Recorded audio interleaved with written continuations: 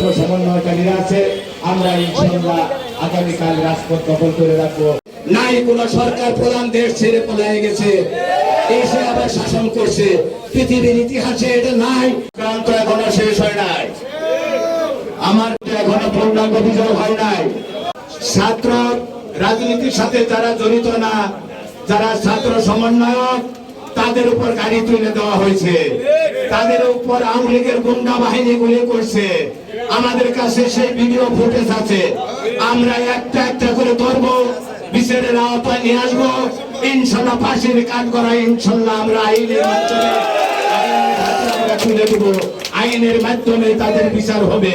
আপনারা ধৈর্য ধারণ করবেন।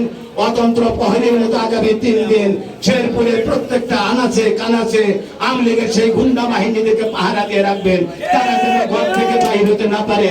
আমরা কিন্তু ইতিমধ্যে জেনে গেছি তারা কোথায় আছে।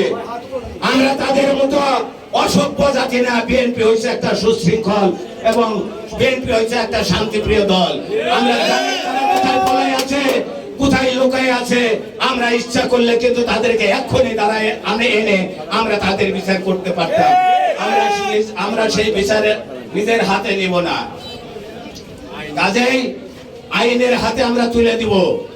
আমি জানি রোমান, সানু, আতিক, ওই লিটন হাজার হাজার কোটি টাকা লুটপাট করে এবং হাবিব, উৎপল, হাজার হাজার ছাত্র দলের, ছাত্রলীগের সভাপতি সেক্রেটারি, যুব দলের সভাপতি সেক্রেটারি, স্বেচ্ছাসেবক লীগ, আওয়ামী লীগ, শহর আওয়ামী লীগ, থানা আওয়ামী লীগ, উপজেলা চেয়ারম্যান, সবার সিএস, আরএস, বিআরএস, বাংলাদেশ, এই শেরপুরের মানুষ জানেন।